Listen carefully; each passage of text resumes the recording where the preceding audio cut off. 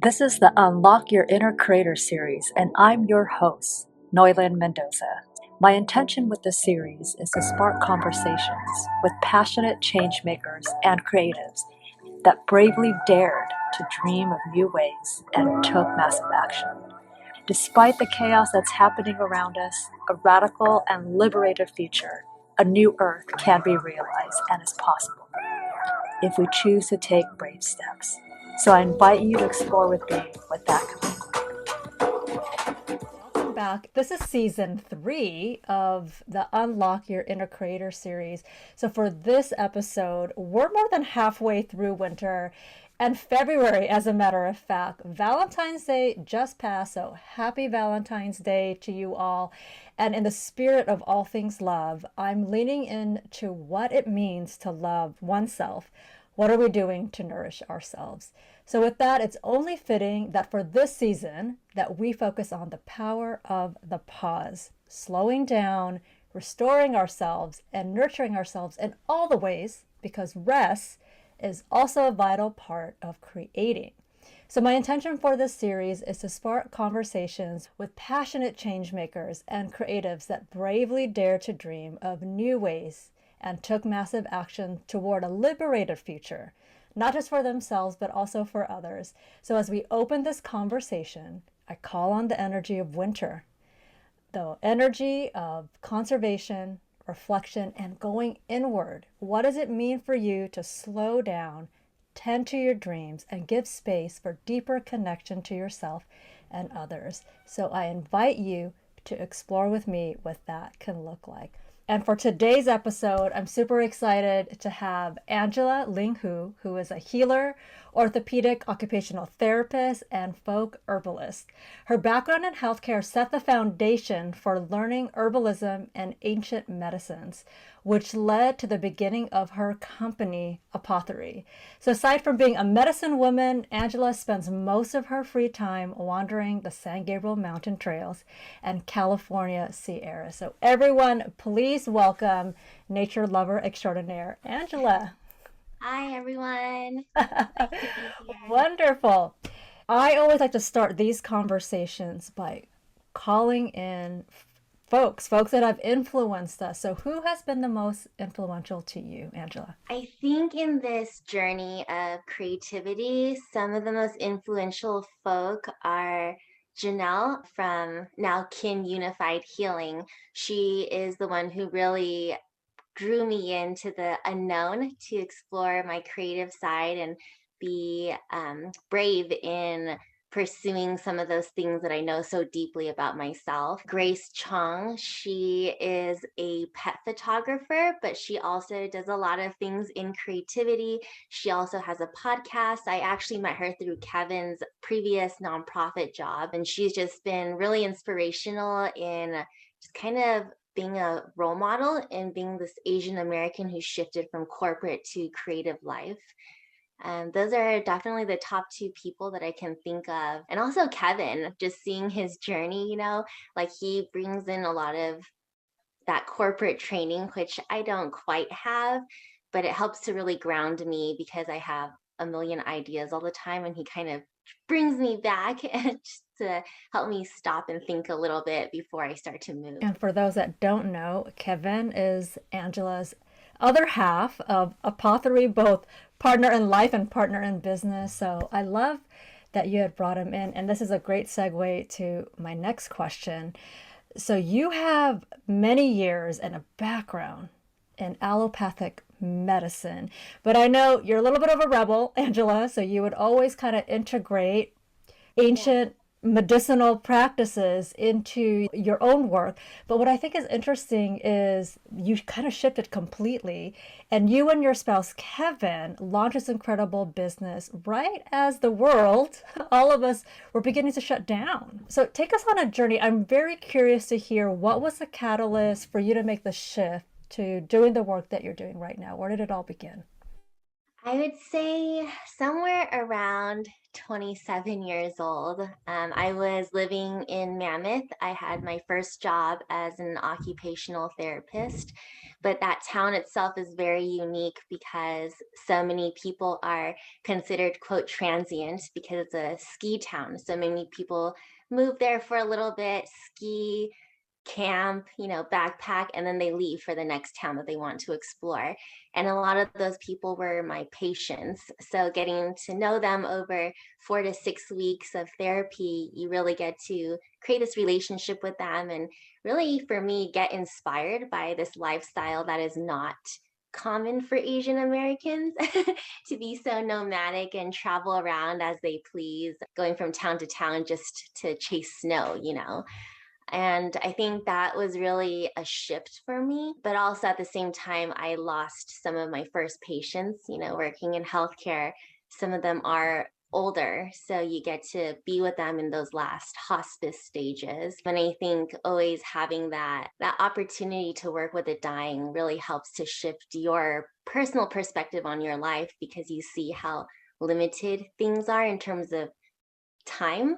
So to be able to do what you really want to do is such a blessing, and also an invitation, to live life to the fullest. So I think that was the shift for me. And that kind of catapulted into quitting my job and convincing Kevin to quit his job. And we took off in the van for almost a year to travel the country and just see all the things and just live this nomadic life that I was just so drawn to it, because I think that's partially a little bit of who I am. I love changing my environment all the time. It's very inspiring for me to see different places and different things. So that was the beginning of the journey. I love science, which is how I fell into healthcare slash being Asian. Healthcare is like the number one option. But occupational therapy is kind of the widest scope, I would say, in terms of healthcare. There's a lot of training during the academic years on how you can apply this wellness mindfulness lens to treating your patient. So I think that lens and framework really helped me to be more comfortable in bring more non-traditional ways of treatment into my treating with patients. So yeah, I think I've always just been really involved in this more alternative way of living and treating people in terms of healing and orthopedic work. And that's how I am where I am today, I guess, because after moving back to Los Angeles, I had to really integrate being back in the city, which is how I found Janelle in the first place. It was really hard for me to move back to the city. I'm not a huge city person. I think I'm very sensitive to the constant stimulation. So the whole sound bath thing, which turned out to be an Akashic sound bath, that really opened my third eye, I suppose, but also to the possibilities of seeing my life in a different way. What I saw with that sound bath has initiated my return to herbalism, which I grew up with, but also is just something that I've always loved and dabbled in personally, but I never felt the draw to share it with other people because it's still it's not as accepted, I'd say, as regular medicines like pharmaceuticals. It's been a few years coming along, and I'm getting more comfortable now in the herbalism, but also integrating that with my scientific background, which I love as my foundation. But I feel like when we tap into those ancestral traditions, it really expands your understanding of healthcare, because I think healthcare itself is more than insurance and policies and the usual, like your 5-minute visit with a doctor, because humans have been practicing healthcare for so long in so many different ways. And that's where I am. Beautiful. Thank you for that. You bring up a really good point. They don't have to be separate. You love science. You also love nature. It doesn't mean that these are two polarities. There's actually a lot of integration. Yeah, Nature, in and of itself, has amazing science. And totally. I just remember when you were all living the quote van life, I just remember seeing these amazing photos that you all would share. And I just kept thinking, wow, our Earth, our planet is so beautiful. Like some Yeah. of the places that you all went, I mean, it was just incredible. And I'm having this very visceral reaction looking at these photos. I can only imagine a small glimpse of probably what you felt when you were in these spaces.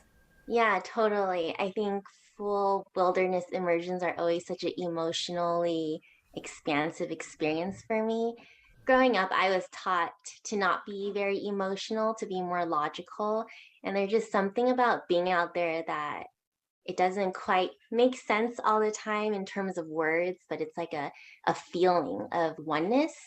I always tell Kevin how funny it is that I feel more one with my fellow human population when I'm out there with nobody at all. It's when I'm back in the city reading the news where I start to feel the separateness and anxiety of like, people suck.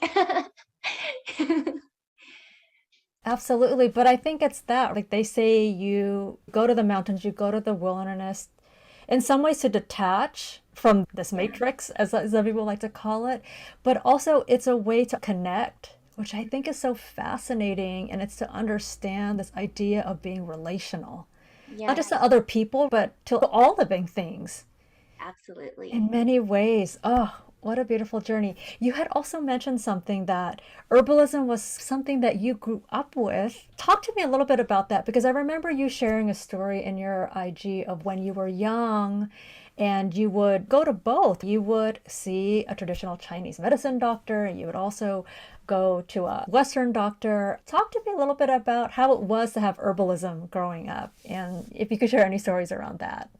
Yeah, I'd say I drank a lot of bitter things. So I think that's why I'm so used to my bitter herbs now. But that was a huge part of growing up is that my mom always has some sort of decoction brewing where herbs were just part of the food, like we'd have soup, but it was like a herbal soup with like chicken inside or beef bones. Yeah, it was just totally natural to see these like roots and like berries floating around in my food. And for me as a kid, I wasn't a sickly child, but I was these two things that I was always being treated for is being very hyperactive. I could not focus in school, but also I got food poisoning easily, or I just had a lot of food sensitivities slash getting bloody noses easily with the weather. So those are the three main things that my mom was always trying to adjust for me. And we'd go to the Western doctor, and some of the medications they gave me didn't sit well with my stomach and would make things worse. Like my bloody noses would come harder, longer, faster. I think it has to do with your mucous membranes in your nose as a kid. But also, I think there's just something about the medication that just made me more inflamed. I would say going with my Chinese medicine doctor growing up, he told my mom that I'm already a very fiery constitution. So it would be easy for me to get even more inflamed with certain foods and medications.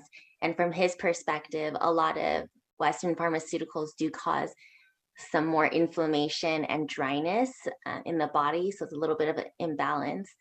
So my mom was always trying to find that balance between having me treated fast enough to like get me back into school slash finding a solution that was actually long lasting because I would be on something that the Western doctor gave me, and 4 days later I'd have to be back at home because I'm just bleeding out of my nose, having a fever. And she's like, oh my God, like I can't just stop, like keep stopping work to stay home with you. And so, yeah, it's always been a part of my growing up.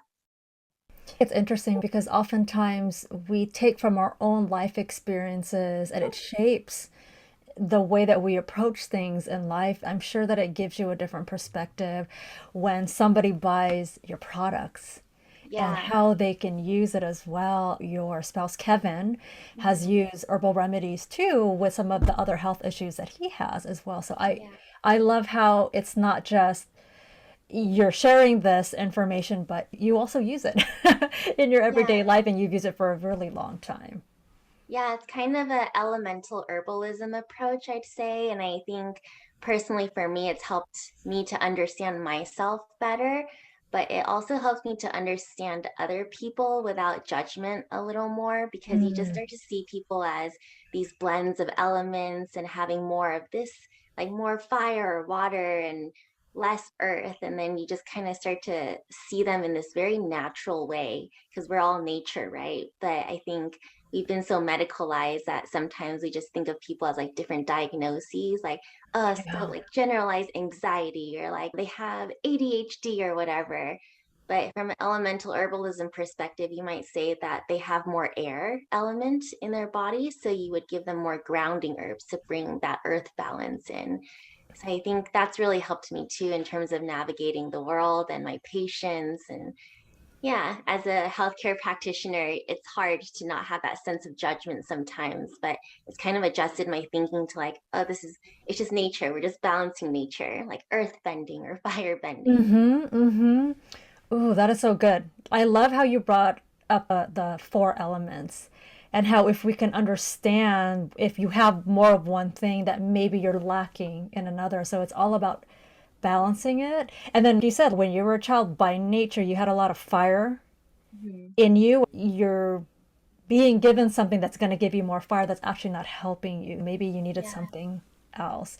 And also, I yeah, think that could help us understand ourselves in yeah. different ways when we could bring all of these ancient wisdom and these ancient technologies to understand who we are. Oh, so beautiful. One thing, if we could shift a little bit, one thing that I admire about your business model is you will take intentional breaks and you literally close down your shop for weeks on end.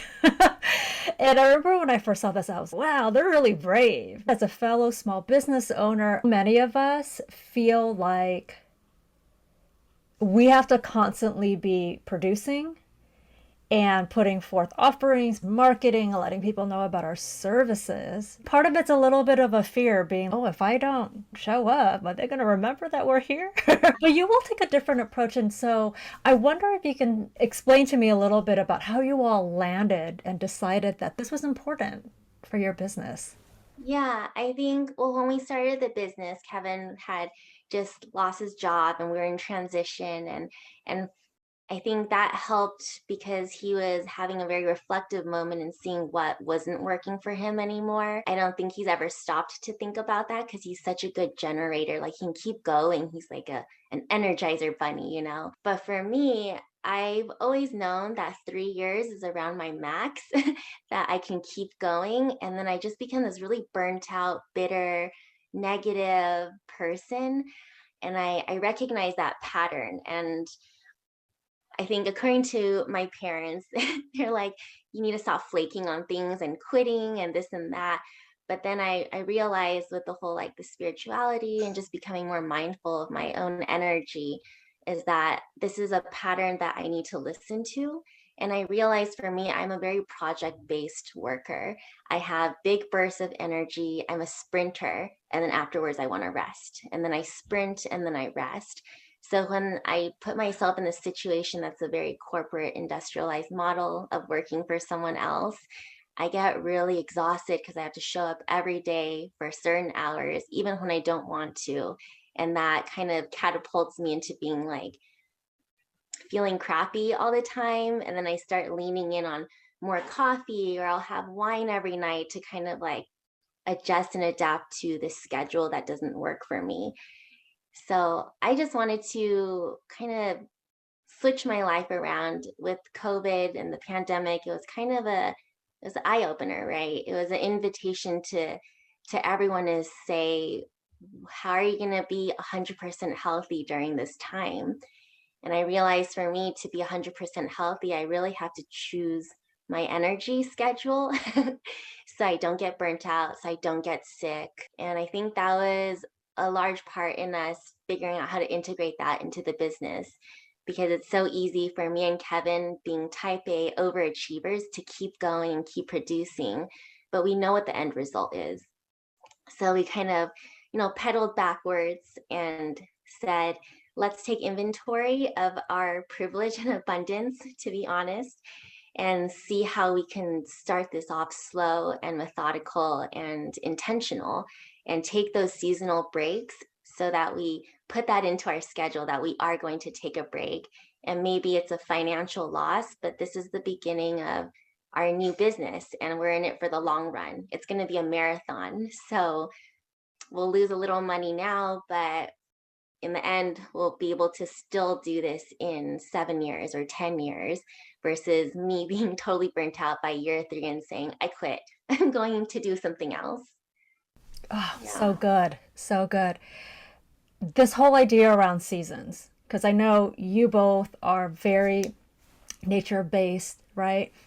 This idea of cycles, I think it's such a smart way of doing work, Yeah. but especially running a business, because you were so right. Like our bodies are not meant to be doing this day in and day out 24/7.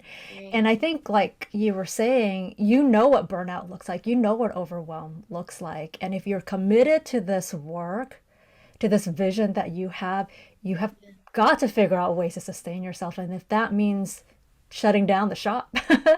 for a few weeks, right? It's Yeah. like, yeah, you're talking about like financial loss, but what else are you gaining, right? Right. And the cost of what? Your own health, your own sanity, maybe Yeah. even your own creativity, because you can only produce so much, right? Like at that Yeah. pace. Yeah. So that's just a beautiful reminder. Oh, so good.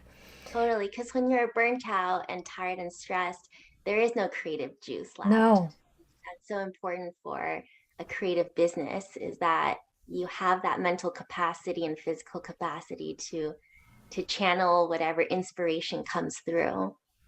yeah, yeah. And you're just much more clear when you've gotten sleep and you're Yeah. not, right? Like you're not a zombie out there. Oh, thank you for that. Well, talking about rest, I am curious, what was the story you grew up with around rest? Not a good one. I would get yelled at for sleeping in. Interestingly, for me, I don't take day naps very well. And I don't know if that's a childhood issue, but even now, if I try to take a nap in the daytime, it's usually I get a very vivid, annoying, and anxiety filled dream where I wake up really cranky. So I still stay away from naps, although yesterday I took a nap that was really nice. So I think I'm starting to integrate that a little bit. I think growing up, there was no rest. And I think my mom, being pretty much a single mother, she didn't rest. So that means I couldn't rest because I had to help her where she couldn't finish the work or do stuff. I did most of the cooking actually growing up because my mom was so busy working. So coming home from school, I would do my homework and then I would cook the dinner and then do the dishes and all of that and then get back to my homework. Meanwhile, trying to get into college means studying for SATs, doing the extracurriculars. So it's just this constant going to try to achieve this, like going to a UC or whatever, to become a doctor, to become rich. And it's like a very future thinking story, I think, that was very non-achievable if I have to look back and think about it for a 15-year-old to think I'm going to live in a mansion driving a Beamer because I'm a doctor, you know?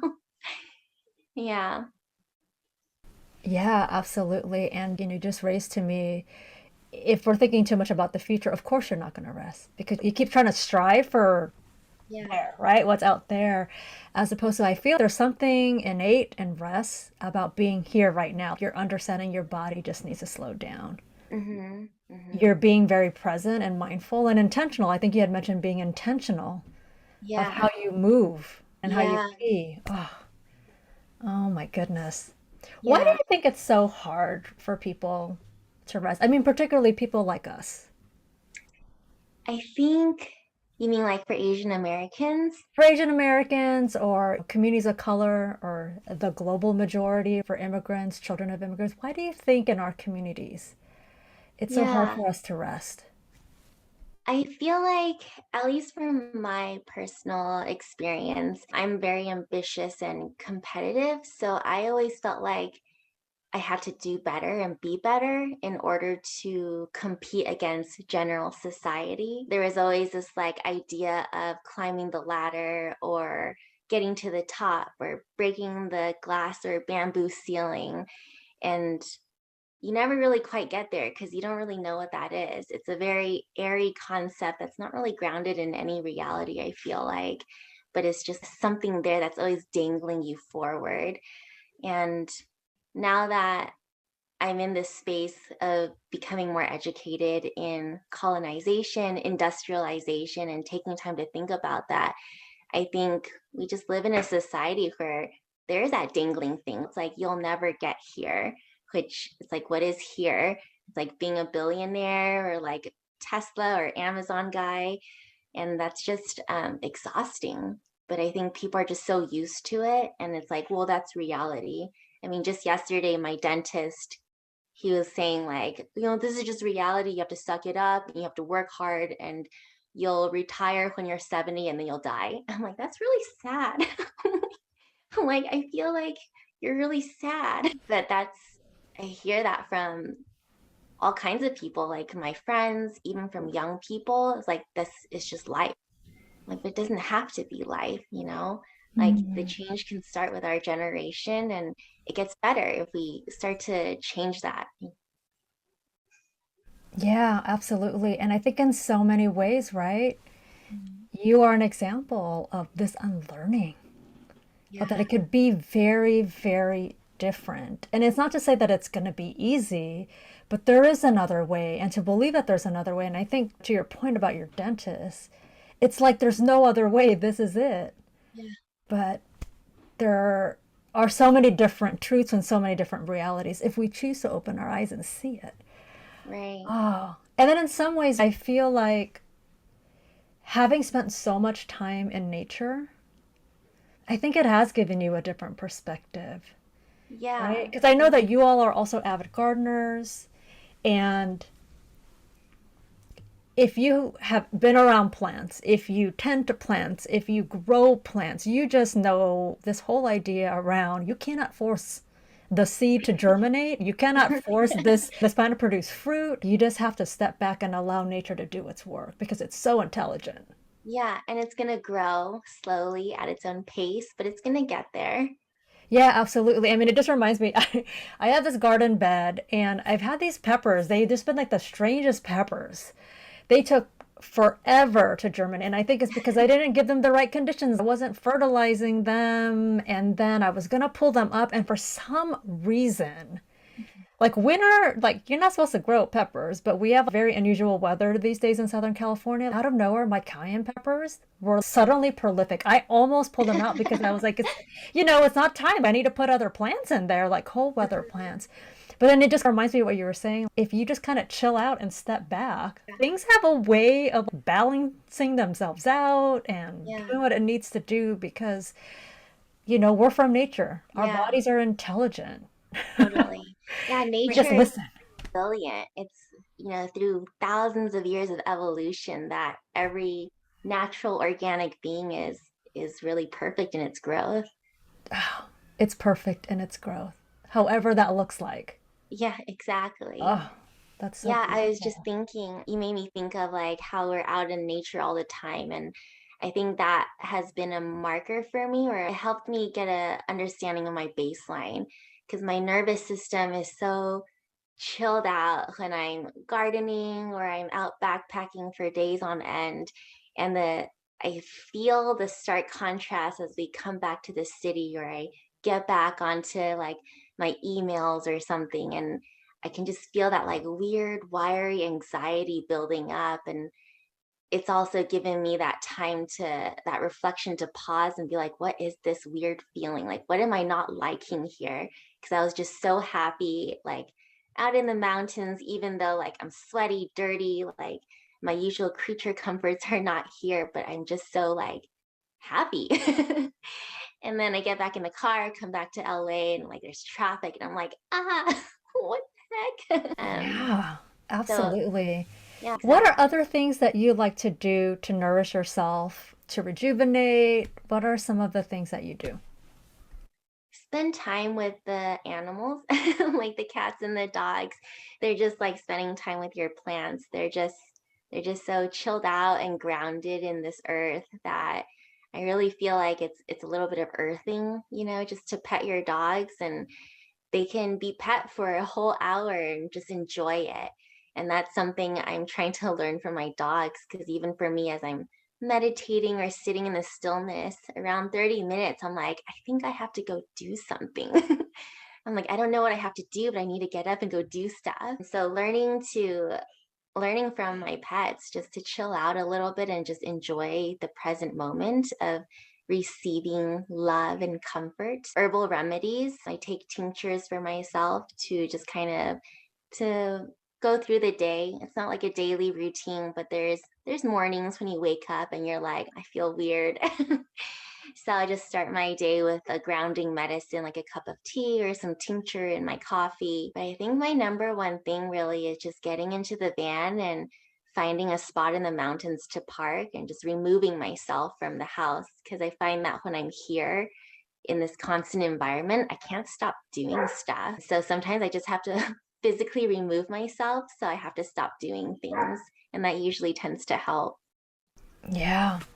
I mean, there is power, right? Just to be in a different space. And I think Yeah. we take that for granted oftentimes. I love to talk about transitions and major pivots. So, as you all were building this business and then you all left your jobs, your pretty secure jobs, right? Yeah. What have been the resources that have helped you most along the way? And I'm really curious about what have you used or tapped into to keep yourselves motivated and to keep going? It's a good question. To keep going. I think going inside, having that time to meditate and return to that center, the heart center space, and reminding yourself or remembering why you're doing this in the first place. Because it can be really hard and not inspiring when you're looking at financials and Excel sheets and trying to figure out the logic of like, is this worth it? Because then you start to think of your worth in numbers, but then you go back and you sit there and you remember all the things that have come with your decision, and that really outweighs the numbers. I think that's one of my primary things that helps me to keep going, taking those pauses to go out into the wilderness, to remember that I am more attached to nature than I am to the technologies and the things that humans have built in terms of industrialization, and knowing that there's always going to be abundance. If you build it, people will come, especially I think during this time when people are looking for ways to break out of the rut and the routine of what our world has built. And I think, yeah, I feel like a little bit of that meditation and mindfulness has led me to feel like I'm a little bit of a channel for this earth. And part of my purpose is to remind people that they are nature, whether it's through the herbal remedies that remind them, or to take them outdoors and into nature, or even through Instagram posts, that inspires people to think like they're no different than a plant or a tree. I think there's just something about that that just keeps me going. The more people I can like nature, the happier I am. Incredible. We are nature and we just have to remember. Yeah. I love it. And also just talking about understanding the abundance of nature. Mother Earth will always provide for us, and we also should take care Hmm. of her Yeah. in all those ways. Yeah, so beautiful. Oh, I received that. Whew. What's one thing that you wish you knew before you began this really amazing journey? I wish I knew how to keep track of budgets. Which is something that Kevin and I have been working on in this past like 3 months, to really start keeping track of things, because there are those realities that come with quitting your job and running a business, but also having a mortgage and bills to pay for. Is that dreams are beautiful to chase and continue to keep you inspired, but we do have to live in this reality, which means being grounded in those things that help us stay safe and comfortable, and in order to keep doing the work. So that's something I'm learning. I always have a lot of ideas. I'm an airhead in the best ways, right? Like I just have ideas constantly dropping in, and it takes me forward to do all these things, but I notice a lot of the housekeeping doesn't get done, the everyday housekeeping. So that's something that I'm personally working on right now, is just getting all my ducks in a row, and actually listening when my brother talks to me about taxes. He's a CPA. So I'm like, yes, I do need to learn these things because now I'm 33. So, Yeah, ain't that the truth though? Like with small businesses, especially in your first few years, you have to know it all. And if you're not comfortable with numbers, you better be. yeah, On so many levels. If you're not comfortable around money, you better be. yeah, Because it is the currency, it's the energy, right? That goes in and out of your business, and so you're going to have to yeah, understand it. To your point though, it's, when all of this technical stuff, like the stuff that you need to do on a day-to-day basis becomes really a lot, it's like calling on the brother who's a CPA or calling on other supports too to be able to help and support you in the ways that you need on a very practical level. And I yeah. love how you said, previously was getting really rooted and remembering why you did this in the first place. Hmm. And that has to be super clear. What is that why? The why has to be strong enough. Right. Yeah, to keep going. Ooh. And you So, touched on something is yeah. like reaching out to my brother. Like in this process, it's been a year and a half now. We found that family and friends are so supportive because I think when we see someone go off script or take off on this like exciting journey, like we want to help them achieve because we want to see where they go with this. And so many of our friends, my brother, Kevin's sister, our parents are just they're really pouring in support. It might not be financial, but it might be other ways of just assisting us, supporting us, stepping in for our markets when we can't be there, like during the farmers market, because they want to see us succeed in this like weird venture that we're doing. They don't always completely understand or agree with our process, but there's something I think that's a little inspirational to them. So they want to see that spark happen. Yeah, absolutely. And I think sometimes we forget that we are surrounded by so many communities of support Yeah. and they're ready, right, to come in and to help you and to hold you in all the ways that you need. Oh, beautiful. I love that you have like a very large extended community of support. So what advice would you give for somebody who is feeling perhaps misaligned right now, wants to make a leap into something? Maybe they don't know what it is and maybe a little bit scared. I feel like you and Kevin you're just these risk takers. You do the leaps. You're not afraid. You're on the other side. You're working through it. What advice would you give somebody?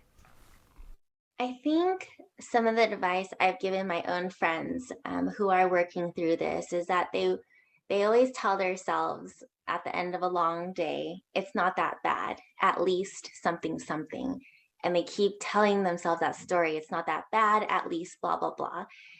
But then I tell them, but it can be good. Like it doesn't have to be, it's not that bad. It can be good and it can be wonderful. Actually, it could be really self fulfilling. Like, why settle for it's not that bad when you can have something that's really great for yourself, for your energy, your family, your life? It's choosing self love, right?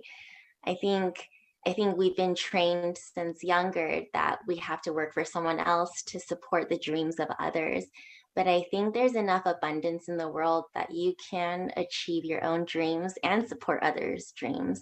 But you have to choose your own self first, or else you can never really be a stable and strong foundation for others. Yeah, it can be good. Yeah. And choose yourself. Ooh, good, good, good stuff. All right. So, the last couple of years, I mean, a lot of people have said that this has been the great awakening in a lot of respects. And I feel like you're seeing so many more people take big, bold steps that they probably wouldn't have. Because of the situation. So you have been making leaps and bounds even before this, I would like to say. Did you learn anything new during this time? Yeah, I think I really got to work with the dying during the pandemic. Part of my job in the hospital was some spiritual care for the employees, but also for patients, because there's a time when hospitals weren't allowing families to come in for the end of days, regardless of if it's COVID or not. So there was someone who was me because I was on a consulting, I was a contract worker, so it was less risky to send me in, but I was fine with that. And I would sit with these people and And I think what I learned from a lot of these people in their last stages is that there's always this sense of regret of not spending more time with their loved ones and not pursuing what they wanted to do. And now they've run out of time to do those things that they've always wanted to do, whether it's traveling somewhere or calling someone that they always meant to call. And I think that reminded me over and over again is to not wait. You never know, right? You never know if there's tomorrow. So if there's something you want to do now, you should do it now. And you can worry about, have those consequences in mind, but of like things like quitting your job or pursuing your dreams. But the worst that's going to happen is that it didn't work out and now you have to find another way. But I think that's kind of life, is that there's so many paths, and to stick on one path that might not be for you is so limiting in terms of experiencing everything before you're gone. Wow. What a gift that you Yeah. were able to be with them and what they shared with you. Yeah, why wait? And I love how you said you can just change if it doesn't work out, but you'll never know if you didn't try. Yeah. Oh, Yeah. And one beautiful. of the things that my patients from Mammoth before he passed away it was very simple. It was just choose joy. And that was it. That was his motto for life as his body was starting to fail, was choose joy every day. Like if it's not going to make you happy, don't choose it, because you'll just end up sick and it's not worth it. Choose joy. That's the only question we need to ask ourselves. Choose Yeah. joy. Oh, beautiful. So I'm curious, what are some new exciting things that Apotherie is doing in the future? So we just launched Earth School, which is a mix of online courses to in-person plant walks and full moon hikes to begin with during spring. And then we have a little transitional time, April, May, as we launch into summer, where we're offering a new moon backpacking 101. And that's kind of our answer to a lot of people wanting to get out there, but there is some risk involved. There's also a lot of technical things you need to understand, from permits to gear to, basic things that you need to survive out in the wild for a night or two. And we know with a lot of people, and especially people of color, growing up, going camping was not a big thing for us. And me and Kevin were very DIY. So we made a lot of mistakes over the past decade going out there, like not bring enough food, not bring the things to filter water. But we've integrated all of this, learned a lot, and now we want to kind of pass along that education to other people and bring them out to these really beautiful, inspiring places that are just in our backyard. It's a little bit of decolonization, a little bit of helping people get grounded and oriented in California. And we price it at like half the price of REI adventures, because it's just not necessary to charge people like $1,300 to go hiking. So yeah, we wanted to make it accessible, because the whole point of this is not really to become rich. It's to get people to get back into nature, which is healing for us, people, and society as a whole. Incredible. I love it. I love also this idea around we're trying to make this accessible for folks that maybe have never done this, maybe a little bit scared. And Yeah. so thank you for sharing your experiences so that you can help all of us acclimate. So check out their website. So speaking of website, how can people connect with you, Angela? So on Instagram, our handle is My Apotherie. That's MyApothere. Or you can go to apotherie.com. And those are our two main ways of contact. Yeah. And I just also wanted to give a plug because they make the most amazing teas. I have so many teas from them, is all I can say. I always gift their teas as well, but I'm drinking it right now. So also check it out, because not only do they make these amazing blends, but Angela and I are also both sound healers. She also does her magic and, supercharges and cleanses all of the herbs. So you're getting super potent stuff, folks. So please order all the Yeah. good stuff. So my last question for you, Angela, going back to the name of this series, which is Unlock Your Inner Creator, what does being a creator mean to you? Being a creator, what it means to me, I have to think about that. I think for me, being a creator means not being afraid to put things out there that you want to put out there. I think a lot of times we think creativity has to do with being a professional artist, but creating can be anything from cooking to creating a business. And if you feel that spark of inspiration, then I think it's divine intervention sometimes, is that we're little channels for ideas that are passing through. And for whatever reason, we've been chosen to put that out there for a better world. So follow it, because we're all just channels of inspiration. Oh, so good. We're channels of inspiration. We're divine channels of inspiration. So put yourself out there, folks. You heard it from Angela first. So we're going to end it. I always do a card pull, and I have this deck called the Soul Coaching Oracle deck. So you just let me know when to stop, and I will read our final thought of the day. Ooh, fun. Okay. Stop. Stop. Okay. What do we have here? Let me see. So the card is peace. Ooh. And the affirmation is, I breathe deeply, knowing that all is well in my universe. Peace. Received. Ah, beautiful, beautiful. Angela, this has been such medicine in so many ways. I love hearing your story. I love that I was able to bring the other half of Apotherie, so we are now complete with this. Thank you so much. And I'm looking forward to signing up for some of these classes through Earth School as well. So thank you for being here. Thank you for having me. It was a joy. It's always a joy talking to you, to be honest. Oh, likewise.